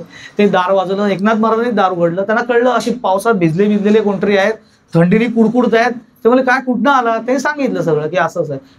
ठीक आहे म्हणाले, तुम्ही आत्ता माझ्याकडे थांबा, तुम्हाला मी आंघोळीला गरम पाणी देतो, थोडी वस्त्र देतो, कोरडे व्हा, तुम्ही उपाशी असाल तर मी तुम्हाला थोडे 2 घास जेवायला देतो, असं त्यांनी सांगितलं. आणि आज जाऊन पत्नीला सांगायला गेले की असं असं आहे, तर त्यांच्यासाठी चुलीवरती गरम पाणी करायचं आहे आणि थोडा भात टाकायचा, त्याच्यावरती जराही कपाळावर आठी नाही. काय यांना सुचतं, कोण कोण येतं रात्री अपरात्री, यांना काय असं काही नाही. त्यामुळे मी लगेच तयारी करते, फक्त एक गोष्ट मला आणून द्या, कारण की पाऊस पडल्यामुळे चुलीमधलं जे सरपण आहे ते सगळं ओलं झालेलं आहे, त्यामुळे चूल पेटवता येणार नाही, मला कोरडं सरपण फक्त द्या, मी सगळी तयारी करते. आता एवढा पाऊस, पाणी साचलेलं, घरात जे काही अंगणात ठेवलेलं सरपण होतं, जो लाकूड फाटा होता तो सगळा भिजलेला होता, त्यामुळे चूल पेटणार कशी. काही क्षणाचा विचार एकनाथ महाराजांनी केला नाही, आतमधनं फरशी आणली आणि त्यांच्या बाहेरच्या दिवाणखान्यामध्ये एक चंदनाचा सोफा दिवाण होता, त्याचे तरी 4 तुकडे गेले, त्याचा फाटा केला आणि ते बायकोला सरपणामध्ये त्या ह्याच्यात घालायला लागलं, चुलीमध्ये, की हे घाल, चंदनाचा आहे लक्षात. अहो काय कळतं की नाही, असं वेळा हलाय की काय नवरा माझा, असं काही ते मारे नाही, ते शांतपणे घेतलं. आणि ते एक लक्षात घ्या, संतांच्या सगळ्या कृती या अनुकरणीय नसतात, त्याचा भाव समजून घ्या. म्हणजे आपण एकनाथ महाराज झालोय म्हणून असं घरात करायला गेलं तर आपल्याला घराच्या बाहेरच जायची वेळ येईल. त्यांचा भाव लक्षात घ्या त्याच्या मागचा, की त्यांनी ते सगळं टाकलं. अपरिग्रह कसा असतो, आपण काय करतो ह्याच्यावरनं, आपण एखाद्याला समजा प्लॅस्टिकच्या डब्यामध्ये वड्या दिल्या ना नारळाच्या, तर वड्या देतात, लोक सांगतात त्या वड्या काढून डबा फक्त परत द्या. आपली सगळी उपासना त्या डब्या एवढी असते, फक्त डब्यात. आपण इतके आसक्त आहोत आपण. अपरिग्रह ही खूप मोठी गोष्ट आहे. काहीही संग्रह न करणं म्हणजे कुठल्याही भौतिक वस्तूंचा तर नाहीच नाही, अनावश्यक सगळ्या काढून टाका. पण त्याही पेक्षा अंतःकरणामध्ये नको त्या स्मृतींचा संग्रह न करणं हे अपरिग्रह आहे. कोण मला काय बोललं अशी लिस्टच असते आपल्याकडे, फक्त आपण कागदावर लिहित नाही एवढंच, फक्त बघून घेईन, मला पण मिळेल संधी, असं ते सगळ्या संध्या आम्ही शोधत असतो आणि सगळं आतमध्ये चालू असतं आणि एकीकडे आमचं नाम चाललेलं असतं. काय ढिम्म परिणाम. मग ती संधी आली की बरोबर सगळं धडाधड उफाळून बाहेर येतं. अपरिग्रह. आता लक्षात घ्या, हे योगाच्या 8 अंगांपैकी ह्या पहिलं जे अंग आहे यम, त्याच्यामधले ही उप अंग आहेत. आता हे मी अवलंबलं नाही तर नाम कसं होणार फलद्रूप. मला काही संबंध नाही अष्टांग योगाशी. अरे संबंध काही नाहीये, हे अवलंबावंच लागेल. हे आचरणाशी संबंधित आहे. हे मी कसंही वेडावाकडं वागीन पण मी नाम घेईन, कारण नाम घेतलं की महाराज सांभाळणार आहेत, अजिबात सांभाळणार नाही. सद्गुरु कृपा काय अशी सहज होत नाही. आपण कृपेची व्याख्या पण इतकी बोथट आणि इतकी पातळ करून टाकलेली आहे की ती कृपा म्हणजे काय कळत नाही. आता अचानक पावसला जाण्याचा योग आला आणि आल्यानंतर काय प्रचिती, माझी हरवलेली सायकल सापडली. अरे महाराजांची कृपा. भावनिक पातळीवरती आपल्या जीवनामध्ये जे जे काही चांगलं घडतं ती माझ्या सद्गुरूंची कृपा आहे असं मला वाटणं हे भावनेच्या पातळीवरती जरूर योग्य आहे, पण ही कृपा नाही. मला एक महाभाग भेटला होता 6 वर्षापूर्वीची गोष्ट आहे. गुरुपौर्णिमेच्या दिवशी तो गोंदवलेला जातो दरवर्षी. तसंच गेला होता. 5-6 दिवसानंतर मला भेटला आणि आमची चर्चा झाली. तर म्हटलं जाऊन आलास का गुरुपौर्णिमेला. म्हटलं खूप गर्दी असते ना गोंदवल्याला. तुम्हाला अरे खूप गर्दी असते गुरुपौर्णिमेला, खूपच गर्दी असते. त्यांनी सगळं वर्णन केलं. पण त्याला काय सांगायचं होतं नंतर तुम्हाला नाही, मला तुला एक गोष्ट सांगायची. काय महाराजांची प्रचिती आली मला. महाराजांची प्रचिती याला आली होती आणि तो ती सांगणार होता आता की प्रचिती काय आली मला. आता एवढा आनंदाने तो सांगतोय. म्हटलं सांग. वास्तविक नियम असा आहे, अशी प्रचिती कधी सांगायला जाऊ नये, कारण त्यांनी अहंकार वाढीच लागतो. ती आपल्या जवळ ठेवावी, ती आपल्या आनंदासाठी असते, पण ती सांगण्याची एक खुमखुमी असते. प्रचिती आली. प्रचिती काय प्रचिती आली. त्याने असं सांगितलं की एवढी गर्दी होती, मला रिझर्वेशन मिळालं नाही, त्यामुळे मी तिकिटाच्या लाईनीत उभा राहिलो. इंद्रायणी एक्सप्रेसने तो गेला होता. इंद्रायणी एक्सप्रेसला उतरून तिकडनं तो गोंदवल्याला जाणार होता. पण अजिबात रिझर्वेशन नव्हतं, तुडुंब गर्दी. त्यामुळे काय केलं, तिकीटच नाही काढलं. म्हटलं जाऊ दे, महाराजांचं नाव घेतलं आणि तसाच चढलो डब्यामध्ये. एकीकडे मनात होतं की तिकीट काढलं नाहीये, नेमका टीसी आला तर काय करायचं. पण काय सांगू तुला, टीसी समोरनं आला, त्यांनी माझ्या आजूबाजूच्या लोकांना तिकीट विचारलं पण मला विचारलं नाही. शेवटी मी पुण्याला विदाऊट तिकीट उतरलो. काय महाराजांची कृपा आहे. प्रचिती. अशी प्रचिती कधीही येणार नाही, कारण असत्याने वागणाऱ्याच्या मागे सद्गुरू कधी उभे नसतात. लक्षात ठेवा. जर खरंच महाराजांची प्रचिती आली असती ना तर सगळ्यात पहिले सगळ्यांना सोडून टीसीने यालाच पकडला असता. लक्षात ठेवा. आणि उत्तर खाली सांगितलेलं असतं. असत्याचा मार्ग अवलंबून सद्गुरूंकडे जाता येत नाही आणि त्यांची कृपा संपादन करता येत नाही. आणि एवढ्या कारणासाठी महाराज नाही आलेले की तुम्ही विदाऊट तिकीट फिरा आणि महाराज सांभाळत बसतील. तुम्ही नाम घ्या, मी सगळं सांभाळतो, तुम्ही कसेही वागा, मी सांभाळतो. बिलकुल सांभाळणार नाही. त्यामुळे हे यम नियम महत्वाचे. मला जर का साधना करायची, मला जर का ते अनुभूतीच्या प्रांत, किती वर्ष मी नाम घेणार आहे, माझा हक्क आहे की मला ती प्रचिती आली पाहिजे. अहंकाराने नाही, पण भावनेच्या पातळीवरती साधक म्हणून माझी ती इच्छा आहे की ज्याचं नाम मी घेतो आहे त्याची प्रचिती मला यायला हवी, त्याचा स्पर्श अंतःकरणाला यायला हवा. त्याच्यासाठी जे करायला लागेल काय कठीण आहे. 5 यम सांगितले. अहिंसा, सत्य, अस्तेय, ब्रह्मचर्य, अपरिग्रह. जीवन संतुलित कसं करायचं पुढे ते नियम सांगतात. शौच, संतोष, तप, स्वाध्याय, ईश्वर प्रणिधान. शौच म्हणजे सुचिता. वागण्या बोलण्यातली सुचिता आणि शरीराची सुचिता. स्वच्छ असलं पाहिजे. माणसाने मी परमार्थी आहे म्हणून कसा तरी गबाळा राहीन, वाटेल तसा राहीन, अजिबात चालणार नाही. समर्थाने सांगितलंय, वेश असावा बावळा परंतु अंतरी असाव्या नाना कळा. सगट लोकांचा जिव्हाळा मोडूची नये, पण वेश असावा बावळा, गबाळा नाही. बावळा म्हणण्याचं कारण काय, त्यांचं साधं असावं, दिखावा नाही. दिखावा नाही, साधं असावं. मला माझा पोशाख माझ्या साधनेला उपयुक्त असावा. मला जर का एका जागी बसून ध्यानाला बसायचंय, नाम घ्यायचं आहे, आसनावरती बसून जीनची पॅन्ट, घट्ट टी शर्ट, टाईट फिट वर असं घालून बसता येणार नाही. भगवंताला राग येईल. भगवंताला काय राग यायचा, तू कपडे घालून बस, तसाच बस, काही घडत नाही त्याच्याशी. तुला अडचण होईल ना, तुझं लक्ष लागणार नाही, त्यावेळेस त्याला साजेसं राहा. आमचे स्वामी असं म्हणायचे की असं प्रवचनाच्या वेदीवरती बसून टी शर्ट, गॉगल, जीन्सची पॅन्ट वगैरे किंवा टाय बी लावून असं प्रवचन ठीक आहे, करायला हरकत काही नाही, पण ते कसं वाटेल, करणाऱ्यालाही तो भाव निर्माण होणार नाही, ऐकणारा म्हटलं विदूषकच दिसतोय हा माणूस. साजेसं असावं. स्वामी अशी छान मजा करायची. ते असं म्हणायचे की असं प्रवचनाला ज्ञानेश्वरीवरती बसलेलं आणि असं बोलता बोलता प्रवचनकाराचं समजा केस असे मागे असे सारखे करत असेल तर ते कसं वाटेल. असं म्हणाले आणि त्यांनी माझ्याकडे बघितलं आणि ते म्हणाले तुला काही करायची चिंता करायची गरज नाही, तुझी आधी सोय घे. सांगण्याचा भाग असा आहे की माझं वागणं बोलणं साजेसं असायला पाहिजे. म्हणजे मी परमार्थी आहे हे लोकांना कळलं पाहिजे म्हणून तसा पोशाख अजिबात नाही. माझ्या अंतःकरणामध्ये आसक्ती निर्माण होणार नाही अशी कुठलीही कृती मी करणार नाही. त्यासाठी पोशाख सुद्धा साधा ठेव, देखणा ठेव. तुम्ही सगळ्या संतांकडे बघा, ते असे कुठे गवाळे मरगळलेले, डोळे असे पांगलेले त्यांचे वगैरे, असे काही कपाळावर जे आठ्या, असं कुठला फोटो आहे का? गोंदवलेकर महाराजांचा फोटो दाखवा बरं असा की हातात जपाची माळ आणि अशी मरगळल्या घेतोय आपलं नाम, असं कुठेच नाहीये. त्यांच्याकडे बघितलं की आपल्याला प्रसन्न वाटतं, अशी त्यांची प्रसन्नता असते. त्यांच्याकडे पाहत राहावं असं वाटतं. काय महाराजांनी वेश केलाय तुम्ही बघा, महाराजांचे अनेक फोटो उपलब्ध आहेत, पण असं काय विशेष जो वेश आहे तो अतिशय साजेसा आहे त्यांना. मग आता आम्हाला लग्ना बिग्नाला जायला लागतं, आम्ही काय गबाळा जाऊन तू बसलो सांगितलेलं आहे. तिथे दागिने घालायचे नाहीत का? महाराजच म्हणायचे दागिने हा प्रदर्शनाचा भाग आहे, पण आपली गल्लत होते. प्रपंचात प्रदर्शन आहे आणि परमार्थात दर्शन आहे. आम्ही उलट करतो, प्रपंचात काहीच नाही आणि परमार्थात प्रदर्शन, की अजिबात परमार्थ साधत नाही. माझे गुरु एकदा ते त्यांच्या साधक अवस्थेमध्ये असताना एका ठिकाणी प्रवचनाचा कार्यक्रम होता.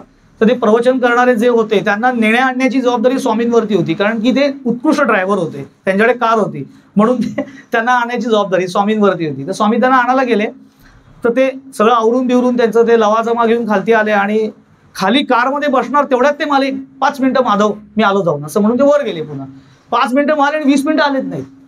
आणि 20 मिनिटांनी आले तर स्वामींना कळलंच नाही की का गेले, जसे गेले तसेच खालती आले, काय असेल वैयक्तिक कारण. मग त्याच्यानंतर पुढे कार्यक्रम झाला वगैरे सगळं झालं. पुन्हा स्वामी सोडायला गेले. सोडायला गेल्यानंतर तो त्यांचा असिस्टंट होता, त्याला कुतूहलाने स्वामींनी विचारलं की अरे एवढा वेळ त्यांना मगाशी गेला, काही त्रास बीस झाला होता का त्यांना अचानक? नाही त्रास नव्हता झाला. मग त्याचे मध्येच 20 मिनिटं का गेले होते, काहीतरी राहिल्यासारखं? नाही काय झालं का, त्यांच्या गळ्यात रुद्राक्षाची माळ होती, ती त्यांच्या बनियांच्या आत गेली होती, ती त्यांना दिसायला पाहिजे होती बाहेर, ती ऍडजस्ट करायला वरती गेले होते. याला प्रदर्शन म्हणतात. मी नामी आहे असं दिसलं पाहिजे लोकांना. दिसलं नाही, माणसाने नामी दिसायला नाही पाहिजे, नामी असायला हवं.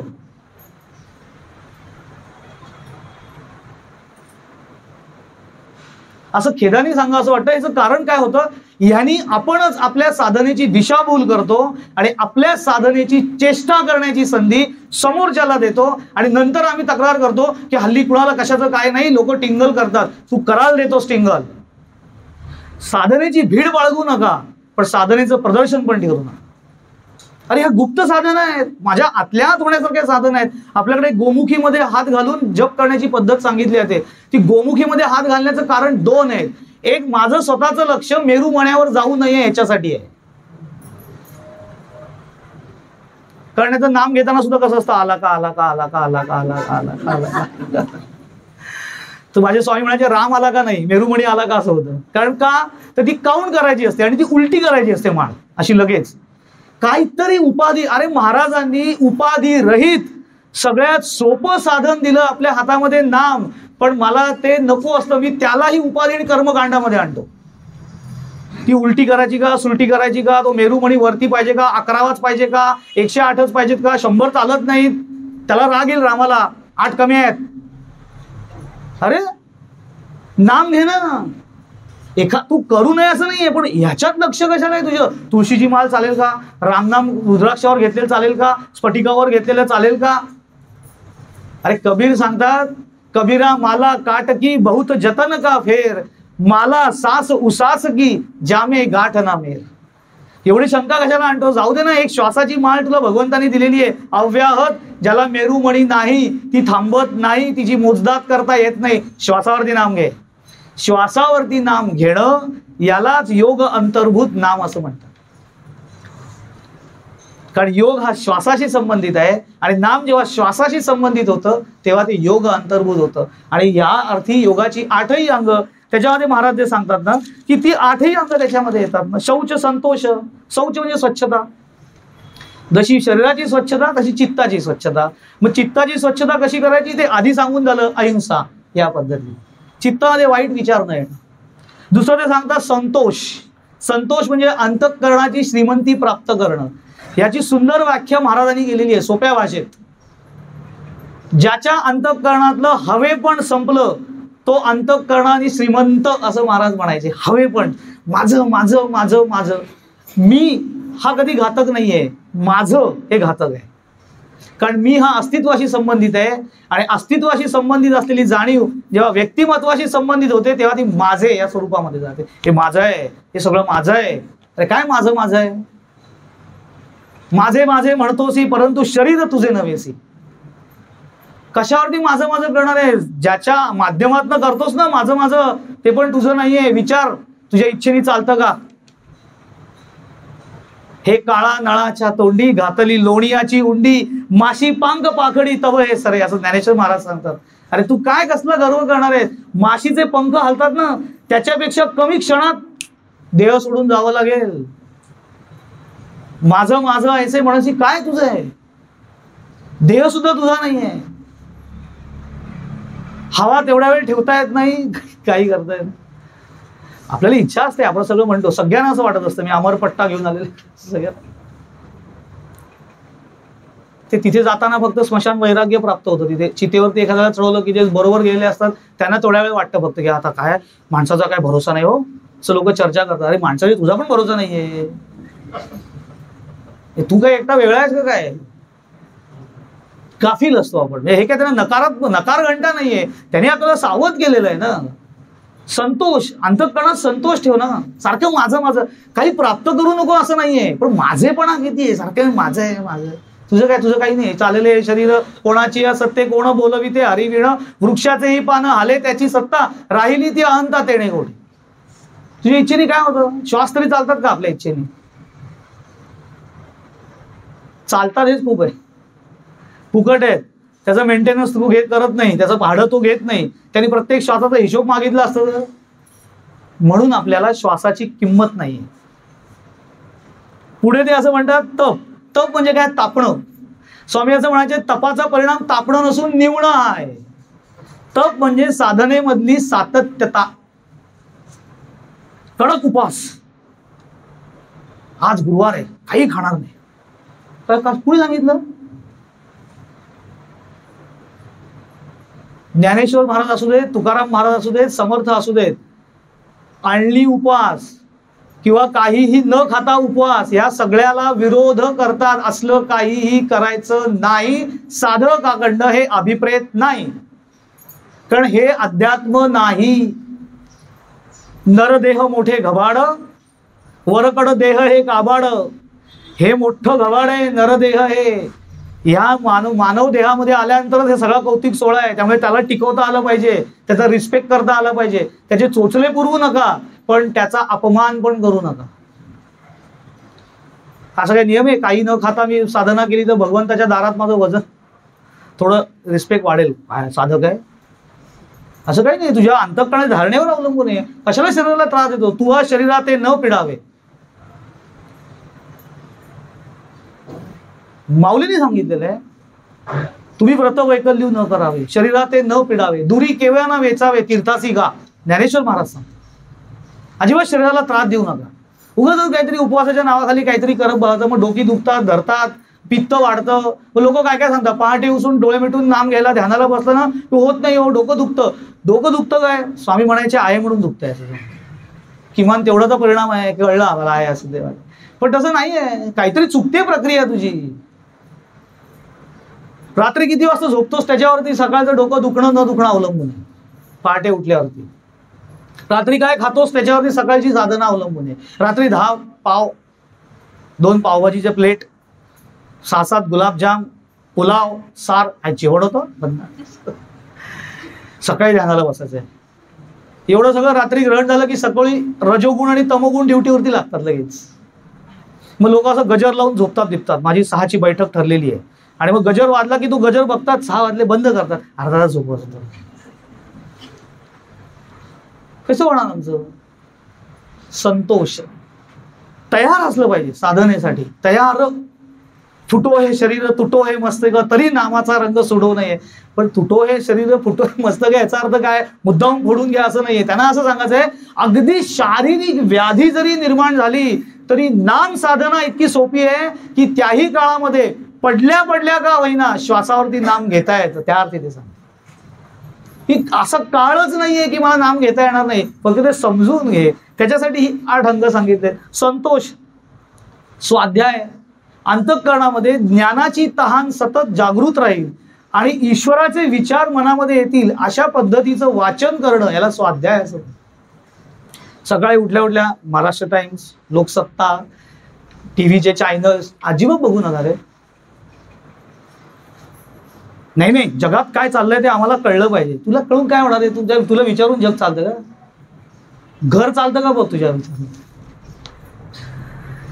ते कळतं सगळं, त्याच्यासाठी काही विशेष वेळ द्यायची गरज नाही. बरं, आता तर आपल्या हातातच सगळं दिलेलं आहे, त्यामुळे काही सगळं कळतं. सकाळी उठल्यावर काही नाही, प्रभातेमध्ये रामचिंतित जावा, पहिला स्वाध्याय. वैखरीनी पण नाही, पुढे वैखरी, राम आधी वदावा. अरे उठल्या उठल्या पहिलं डोळे उघडल्यावर पहिलं काय स्मरण असतं प्रत्येक माणसाचं? एक बाई होत्या, त्यांचं ऑपरेशन ठरलं, पोटाचं मेजर ऑपरेशन होतं. डॉक्टरांनी काय केलं, ऑपरेशन करायला लागेल सांगितलं आणि घाबरवून टाकलं. म्हणजे त्यांची ती स्टाईल असते. ते म्हणाले की म्हणे नातेवाईकांवर बोलवून घ्या, कारण ऑपरेशन फार क्रुशर आहे, टेबलावरतीच काही झालं तर. त्या ऑपरेशन ज्याचं त्या पण घाबरल्या बाई, बापरे आता काय गेलंच, म्हणजे आता काय सांगता येत नाही.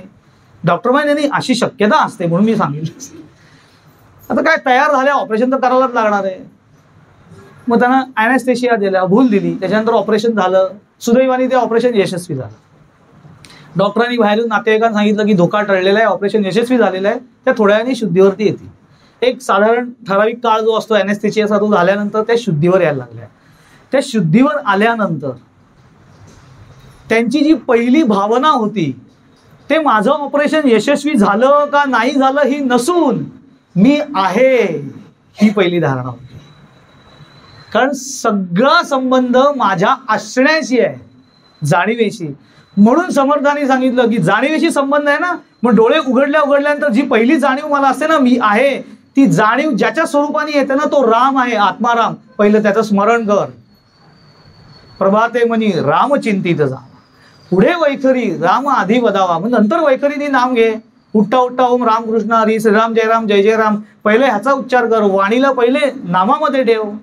कारण एक ना सायकोलॉजी आहे, तुम्ही सकाळी सकाळी जे मनामध्ये आणता ना ते दिवसभर चालू राहतं. सकाळी उठल्या उठल्या अजून चहा तयार नाहीये, झालं दिवसभर तो चहात राहतो आतमध्ये. मग तुम्ही सोपं उदाहरण सांगतो, तुम्ही सकाळी उठल्या उठल्यावरती एखादं गाणं ऐका, चांगलं गाणी शोधायला लागतात आता. गाणं ऐका, थोडंसं ऐका आणि सोडून द्या. नंतर दिवसभर अजिबात ऐकायचं नाही. तुम्ही ऑब्झर्व करा, नकळत back of the mind conscious लेवलवरती ते सतत गुणगुणलं जातं आपल्याकडनं. कारण ते पहाटेच्या वेळात ऐकलेलं असतं. कारण पहाटेच्या वेळामध्ये अंतःकरणाची क्षमता, ग्रहण शक्ती कमालीची तीक्ष्ण असते. तो त्यावेळेला जे ग्रहण करतो ना ते धरून ठेवतो. म्हणून समर्थ सांगतात ते धरून ठेवण्यासाठी पहिलं रामाचं चिंतन कर की दिवसभर ते धरून ठेवेल, आतमध्ये प्रसन्नता होईल. मग उठल्या उठल्या अशा कपाळावर आठ्या काय असं काही. ते मी ना एकदा अक्कलकोटला गेलो होतो आणि तिथे ना स्वामींची वचनं लिहिलेली होती असतात. तर तिथे स्वामींची स्पेसिफिक वाक्य आहेत आणि ती भन्नाट आहेत. स्वामींचं बोलणं थोडं कडक होतं अक्कलकोट स्वामींचं. त्यांची काय काय वाक्य आहेत. एक वाक्य होतं की माणसाने बैलासारखं राबावं, पोटाला लागेल तितकंच खावं, अशी त्यांची वाक्य आहेत. त्यातलं एक छान वाक्य मी वाचलं होतं ते म्हणजे कधीही उठल्या उठल्या आळशी माणसाचं तोंडही पाहू नये. हाली पंचायत आळशी माणसाचं तोंड पाहू नये. मी म्हटलं पण आपल्याला कसं कळणार कोण आळशी आणि कोण नाहीये ते. मी खूप विचार केला त्याच्यावरती. मी शेवटी स्वामींना विचारलं, म्हटलं स्वामी अक्कलकोट स्वामींचं असं वाक्य आहे की उठल्या उठल्या आळशी माणसाचं तोंडही पाहू नये, पण पण हे घेणार कसं? कारण आपल्याला कसं कळणार की आपल्या समोर येणारी व्यक्ती आळशी आहे का नाही, त्याचं तोंड पाहायचं का नाही? तेव्हा अरे सोपं आहे. म्हटलं काय सोपं आहे? तेव्हा स्वामी काय म्हणाले, उठल्या उठल्या आळशी माणसाचं तोंडही पाहू नये, याचा अर्थ उठल्या उठल्या आरशात पाहू नये असे. हे तर बोल नाही जनासं, हे अवघे आपण असं समर्थ म्हणतात. हे आपल्यासाठी आहे. तसं आपण लक्षात ठेवलं पाहिजे. स्वाध्याय सकाळी उठल्या उठल्या ईश्वराचं नामस्मरण करावं. दासबोधामधली एखादी ओवी वाचावी, ज्ञानेश्वरीतली एखादी ओवी वाचावी, तुकाराम महाराजांच्या अभंगातला एखादा अभंग वाचावा, जे माझ्या आवडीचं आहे ते तुम्ही प्रयोग करून बघा. याला अध्यात्मशास्त्र असं म्हटलेलं आहे. शास्त्र याचा अर्थ सायन्स, आणि जिथे सायन्स येतं तिथे एक पक्की प्रोसिजर असते, प्रक्रिया असते. हा सगळं प्रक्रियात्मक अंग आहे साधनेचं. कुठल्या कुठल्या काय आज काय कार्यक्रम आहे, उद्या कुणी बोलवलंय, कुठे जायचं, काही यादी करू नकोस. प्रभातेमध्ये रामचिंतित जावा, त्याला स्वाध्याय असं म्हणतात. पुढे ते म्हणतात ईश्वर प्रणिधान. तप, स्वाध्याय आणि ईश्वर प्रणिधान ही जी अष्टांग योगातल्या नियमामधले 3 नियम आहेत ना, त्यांनी क्रियायोग साध्य होतोय, लक्षात ठेवा. लोकांसाठी क्रियायोगाची दीक्षा घेतली. क्रियायोग म्हणजे असं वाटतं काय? क्रियायोग म्हणजे तप, स्वाध्याय आणि ईश्वर प्रणिधान ह्या 3 गोष्टी आचरणामध्ये आल्या की जो योग प्राप्त होतो त्याला क्रियायोग असं म्हणतात. कारण इथे काहीतरी करायचं आहे सारखं, प्रक्रिया अशी आहे. ईश्वर प्रणिधान, नामामध्ये ईश्वर सापडावा, नामामध्ये असलेला अंतर्भूत ईश्वर, त्याची प्रचिती मला माझ्याच आतमध्ये यावी, या धारणेनी उपासना करत राहणं, याला ईश्वर प्रणिधान असं. की नाम घेताना मला ईश्वर प्राप्त व्हायला पाहिजे. मी रामाचं नाम घेतोय कशासाठी? राम प्राप्त होण्याचं. याच्या पुढे मग मुख्य अंगांना सुरुवात होते. यप, नियम, आसन, प्राणायाम, प्रत्याहार, धारणा, ध्यान, समाधी. हे सगळं आपण नंतर बघू, कारण ते एका ह्याच्यात बघता येणार नाही. पण यम, नियम हे नामाला अंतर्भूत नाही आहेत का? आहेत ना. हे सगळे वागण्या बोलण्याचे नियम आहेत, हे अंतर्भूत आहेत. महाराजांनी ना एक सुंदर वाक्य सांगितलेलं आहे. ते वाक्य जर का लक्षात आलं तर आपलं नाम आतमध्ये उतरायला क्षणाचाही अवलंब लागणार नाही. पण ते माझ्या लक्षात येत, महाराजांनी खुबीने सांगितलं. ते असं म्हणाले की आपण जे नाम घेतो ना ते आपण आपल्या कानाने ऐकत जावं, आणि हीच ध्यानाची प्रक्रिया आहे. ध्यान म्हणजे काहीतरी वेगळं नाहीये. जे तू नाम घेतोयस त्या नामाच्याच आधाराने एका जागी बसून नाम घे. त्यावेळेला मात्र हातात जपाची माळ घेऊ नकोस, कारण की आतमध्ये जायचं आहे तुला, तुझ्या स्वजवळ जायचं आहे, जिथे प्रत्यक्ष ईश्वराची अनुभूती येणार आहे. तिथे जाण्यासाठी बाह्य कुठल्याही गोष्टीवरती अवलंबून चित्ताला देऊ नकोस. त्यामुळे आतमध्ये जाण्यासाठी आता स्वस्थ बस, श्वासावरती नाम घे. श्वासावरती रामनाम घेता येतं, पण रामनाम श्वासावरती कसं घ्यायचं आपल्याला माहिती नाहीये, कारण ते सद्गुरूंकडनं शिकून घ्यावं लागतं. श्वासावरती रामनाम घेताना श्वास घेताना रा आणि सोडताना म असं म्हणायचं असतं. पण ते म्हणायचं नाहीये, ते श्वासावरती धरायचं आहे. कारण श्वास काय घ्यावे लागत नाही की आता मी 15 मिनिटं श्वास घेणार आहे, म्हणजे मग आधी काय करत होतास? श्वास घ्यावे लागत नाही, ते असतातच. त्याच्याकडे लक्ष द्यावं लागतं. अवधान, आता अवधान एकले देईजे, एकलं अवधान. फक्त आता काही नाही, आता मी नाम घेणार एका जागी बसून, माझं सगळं अवधान नामावरती असलं पाहिजे. पण होत नाही, कारण चित्त चंचल आहे, ते क्षणात धावतं इकडे तिकडे. म्हणून महाराजांनी सोपी क्लुप्ती सांगितली की तू नाम घे, आतमध्ये वैखरीने घेऊ नकोस, मनात नामाचं स्फुरण ठेव, पण त्याच्याकडे आपले कान दे. तू जे नाम मनात घेतोयस ना ते स्वतःच्याच कानाने ऐक. आपली गल्लत अशी होते, मी जे नाम घेतोय ते इतरांनी ऐकावं असं आपल्याला वाटत असतं. त्यांना कळलं पाहिजे हा नाम घेता, अरे ते दाखवू नकोस रे, आत घे, स्वस्त. श्वास चालू आहे, प्रक्रिया आहे, सोपी आहे, फार काही नाही. त्याच्यासाठी पहिले काय करायला लागतं ते का, एक वेळ ठरवायची की ह्या बैठकीमध्ये ही माझी नामाची बैठक आहे. गुरुदेव रानडे असं म्हणायचे की नेमाची बैठक रोज व्हायला पाहिजे. नेम या शब्दाचा अर्थ नाम आणि ध्यान एकत्रितपणे करणं, याला नेम असं म्हणतात. आणि त्याने बैठक म्हणायचे, नेमाची बैठक व्हायला पाहिजे. बैठक म्हणजे तुकाराम महाराज म्हणतात तसं, ठाईच बैसोनी, एका जागी स्वस्त बस, निचळ एक जागा ठरव. कुठे बसायचं? घरामध्ये सुचिरभूत अशा जागेवरती बस, स्वच्छ ठिकाणी बस. पाटावरती डायरेक्ट बसायचं नाही. का नाही बसायचं? तर पाठ हा कडक सरफेस आहे, त्याच्यावरती डायरेक्ट मी जर बसलो तर थोड्या वेळाने पायाला मुंग्या येतील आणि मग सगळं लक्ष ते पायाकडे. म्हणून मऊ आसनावरती बसायचं, एखादा गादीच्या मऊ घालून त्याच्यावरती कॉटनचं एखादं वस्त्र घालायचं, त्याच्यावरती बसायचं. किंवा आसन असेल केलं आसनावरती बसावं, किंवा चक्क गादीवरती बसावं, जमिनीवर बसू नये, अति उंच बसायचं नाही, एकदम खाली बसायचं नाही. नात्युच्छ्रितम नाती नीचम चैला अजिन कुशोत्तरम शुचौ उदेशे, असं भगवद्गीता सांगते. शुचौ उदेशे प्रतिष्ठाप्य स्थिर आसन मात्मनः. स्थिर आसनावरती बस. फोमच्या गादीवरती बसून थोडा एकदा असा होतोय, एकदा असा. ट्रेनमध्ये जाताना ध्यान, वेगळंच ध्यान देईल. बसमधनं कारमधनं जाताना आपल्याला ध्यानच होणार नाही. इतके वर खाली हो आपण सांगितले. ध्यान ही एका जागी बसून करायची गोष्ट आहे आणि नामाच्या सहितच ध्यान करावं लागतं. ध्यान करण्यासाठी नामाचाच आधार घ्यावा लागतो. फरक लक्षात घ्या. नाम साधना ही रात्र आहे आणि ध्यान साधना ही मध्यरात्र आहे. आणि या दोघांच्याही पलीकडे ज्ञानाची म्हणजे प्रचितीची पहाट आहे. आता एखादा साधक म्हणेल की नाही नाही, माझ्या आयुष्यात मध्यरात्र होताच कामा नये, रात्रीनंतर एकदम डायरेक्ट पहाट, असं कसं होईल? संध्याकाळ, रात्र, मध्यरात्र, पहाट हा क्रम आहे. त्या क्रमानेच ते जाणार. एखादा म्हणेल नाही नाही डायरेक्ट मध्यरात्र, रात्र मित्र काय डायरेक्ट मध्यरात्र, असं कसं होईल? नाम, ध्यान, अनुभूती, त्याच्याशिवाय पर्याय नाहीये. नाम ज्या वेळेला वैखरीमधनं बाजूला होऊन माळ बाजूला ठेवून ज्यावेळेला आत श्वासावरती उतरतं त्यावेळेला ध्यानाची प्रक्रिया अपसूक सुरू होते. पण त्याच्यासाठी मला दिवसामध्ये वेळ काढून थोडं वेळ बसून नाम घ्यायला पाहिजे. एरवी हातात जपाची माळ घेऊन आपण जरूर नाम घ्यावं, कारण की ते समर्थांनी पण सांगितलेलं आहे. पण ह्या सगळ्या व्यतिरिक्त एक काळ असा असला पाहिजे की ज्या काळामध्ये मी काहीही हातात घेणार नाही, कशावरती अवलंबून राहणार नाही, कुठलाही अभंग नाही, स्तोत्र नाही, पोथी नाही, काही नाही, फक्त श्वासावरती नाम. 10 मिनिटं अनुभव घ्या, मग तुम्हाला कळेल नामाची ताकद काय आहे. एक्झॅक्टली नाम काय परिणाम साधतं हे तेव्हा कळतं. शांत बसायचं. श्वास येत असतात, जात असतात, आपलं कधी लक्ष त्याच्याकडे नसतं, आपल्याला कळत नसतं. आपण आता बोलतोय, ऐकतोय, तेव्हाही श्वास चालू आहेत, पण आपल्याला कळतंय कुठे, वेगळेपणाने जाणवत नाहीयेत. त्याच्यासाठी अवधान द्यावं लागतं. म्हणून डोळे मिटून स्वस्थ बसायचं, श्वासावरती लक्ष केंद्रित करायचं. लक्ष केंद्रित करायचं म्हणजे काय? श्वास काय दिसत नाही, असं डोळे बिळे चकण्या करून काय बघायचं नाहीये. शांत डोळे मिटायचे. श्वास येतच असतात. थोडं शांत बसलं ना की वृत्ती कमी होतात, शरीर स्थिर अवस्थेमध्ये येतं. मग सगळं लक्ष पहिले श्वासाकडे द्यायचं की श्वास येतो आहे, जातो आहे. श्वासाकडे लक्ष द्यायला सुरुवात केली की श्वासाची गती मंदावायला लागते. श्वासाची गती मंदावली की वृत्ती ज्या असतात ना येणाऱ्या त्यांची संख्या कमी व्हायला लागते. आणि श्वासाची गती मंदावली की येणारा श्वास आणि जाणारा श्वास हा वेगळेपणाने आपलाच आपल्याला अनुभवता येतो. त्याच श्वासावरती नाम ठेवून द्यायचं असतं की श्वास घेताना रा, सोडताना मू. पण हे असं वैखरीने करता येत नाही, हे धारणेने करता येतं. डोळे मिटल्यानंतर आपसुकच ते श्वासावरती जातं आणि मग ते श्वासावरती आलेलं नाम आपण आपल्या कानाने ऐकत असतो, कारण अवधान सगळं त्याच्यावरती असतं.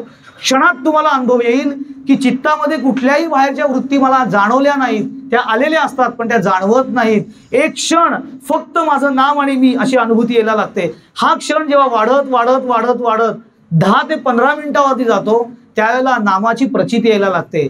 पण नाम स्थिर होण्यासाठी 15 मिनिटं जर का नाम स्थिर व्हायला हवं असेल तर नामाची आणि ध्यानाची बैठक एकत्रितपणे जी करायची असते ती मिनिमम 45 मिनिटाची करावी लागते.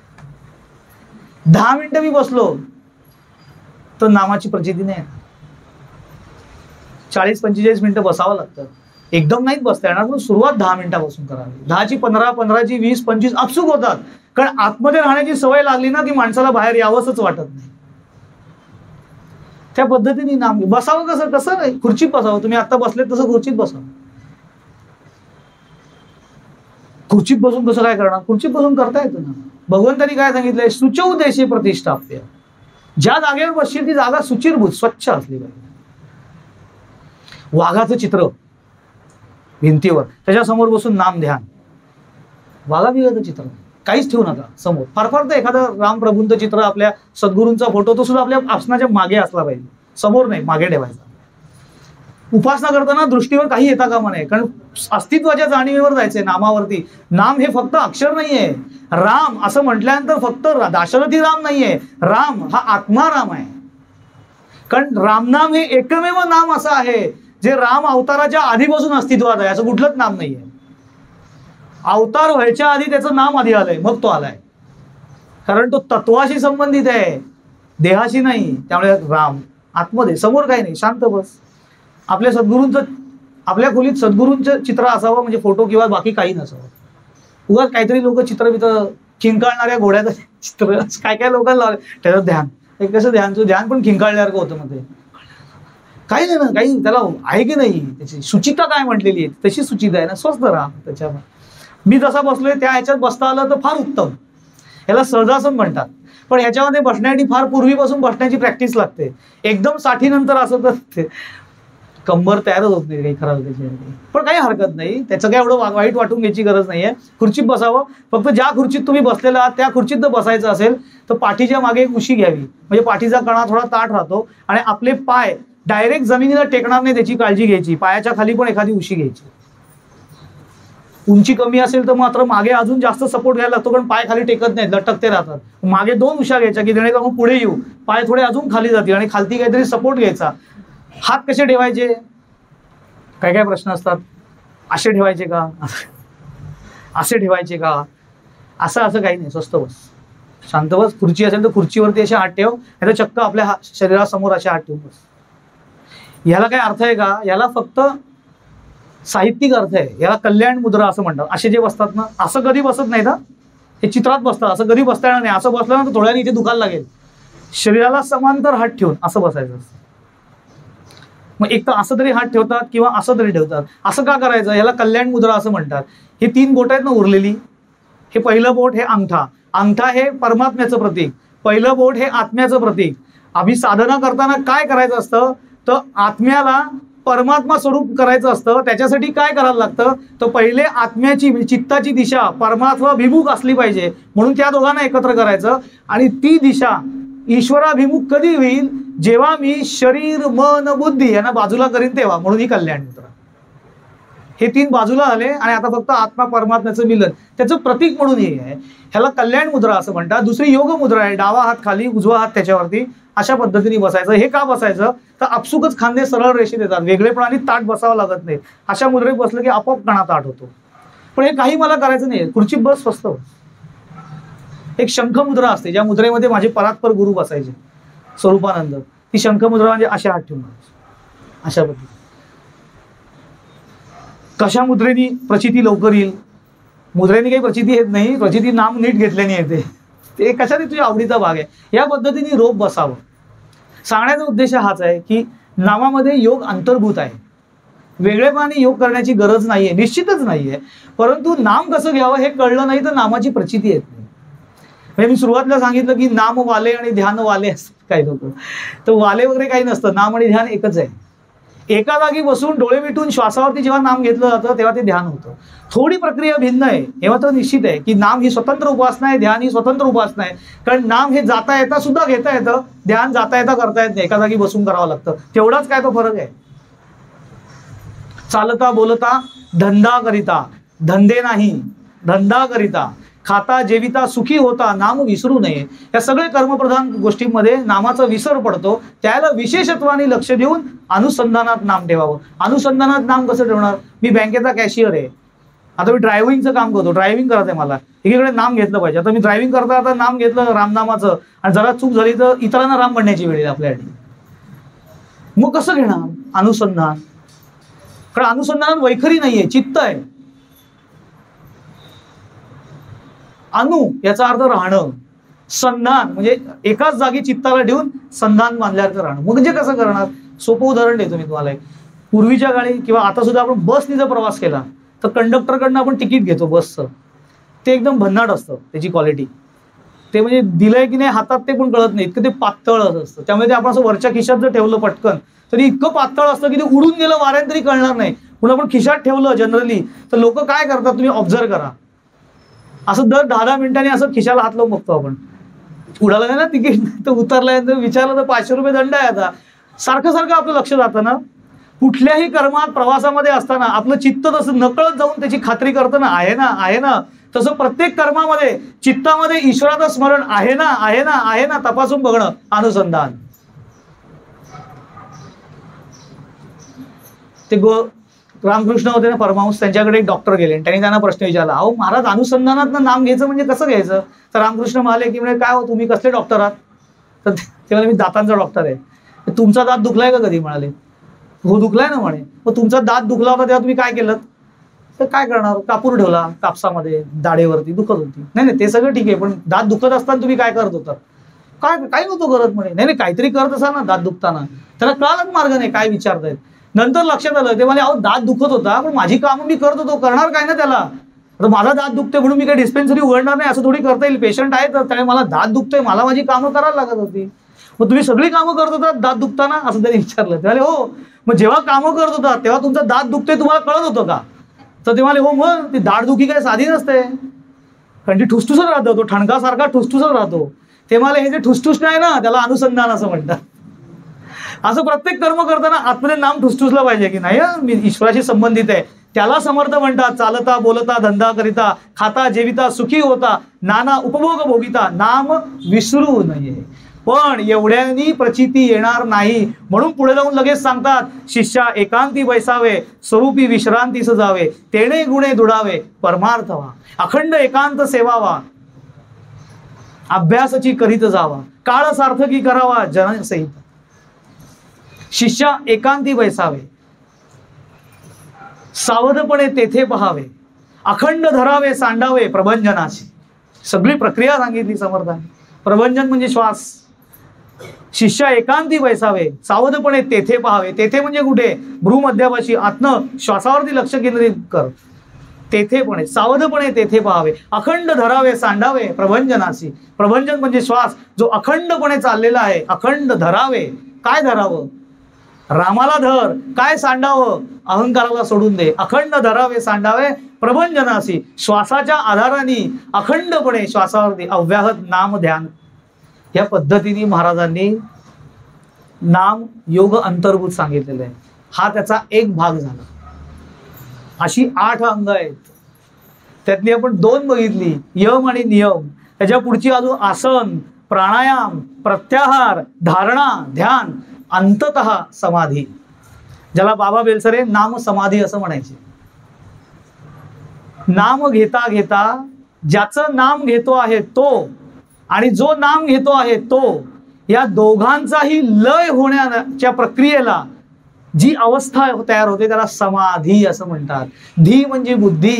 बुद्धी ज्याचं ध्यान करायचं ते ध्येय, ध्यान करण्याची प्रक्रिया आणि ध्यान करणारा साधक या तिन्ही गोष्टी ज्यावेळेला एकत्र होतात समान पातळीवरती त्यावेळेला चित्ताची जी स्थिती त्याला समाधी असं म्हणतात. त्याला बाबा बेलसरे नाम समाधी असं म्हणायचे. योगाच्या भाषेमध्ये त्याला निर्विकल्प समाधी असं म्हणतात.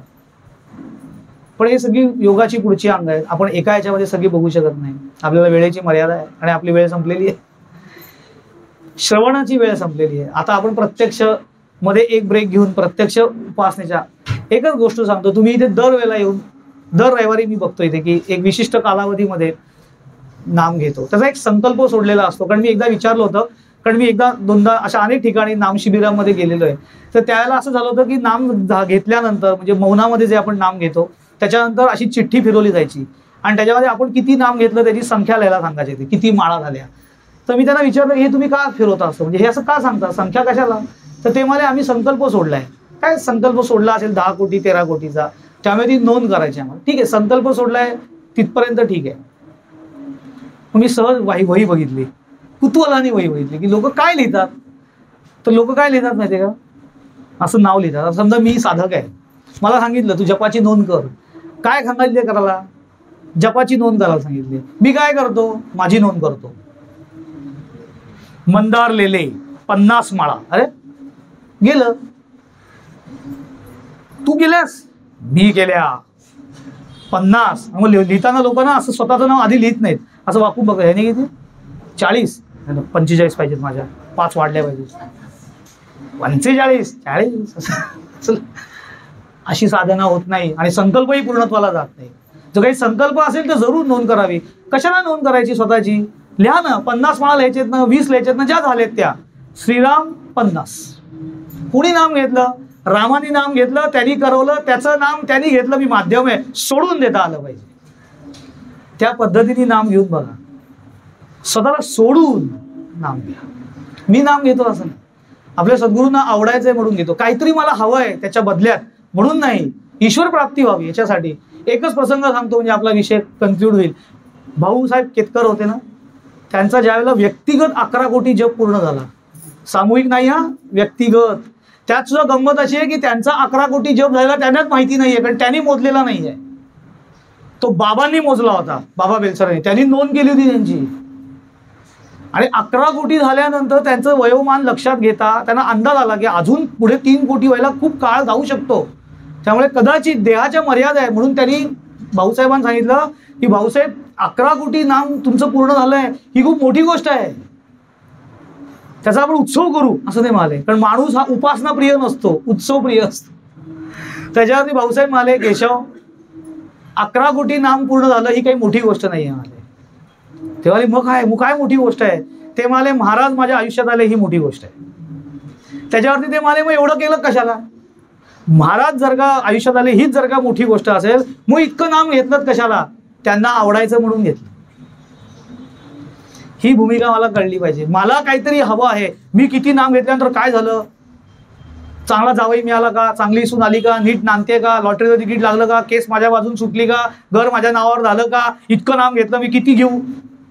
ते तुझ्या प्रारब्धाने होणार आहे. प्रारब्ध कधी बदलता येत नाही, कुणालाही नाही, असं महाराजांनी सांगितलंय. माझं वाक्य नाहीये. त्यामुळे नाम आनंदाने घेऊया. आजही त्याची 8 अंग शिल्लक आहेत. आपण त्याची 2 बघितली, यम आणि नियम, अजून 6 शिल्लक आहेत. ज्याला 6 अंग लक्षात येतील ना, त्याला आपल्याला लक्षात येईल की नाम एक्झॅक्टली आपल्या आतमध्ये कसं उतरतं. फार कठीण नाहीये ते, शब्दानुरूप फार कठीण वाटतं. यम, नियम, आसन, प्राणायाम, प्रत्याहार, धारणा, ध्यान, समाधी, असं वाटतं केवढं आहे.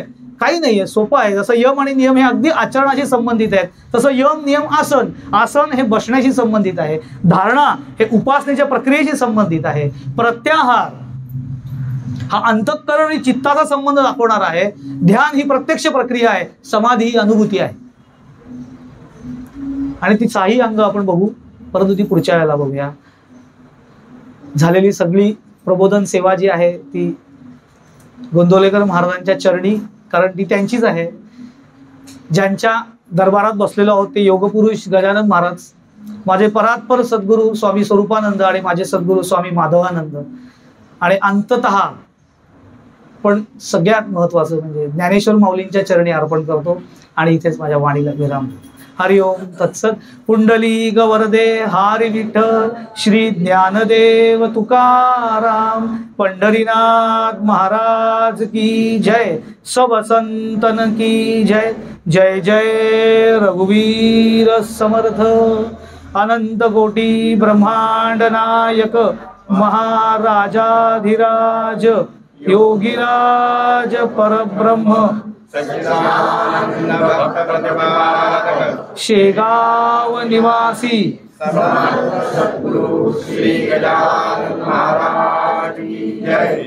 श्रीराम.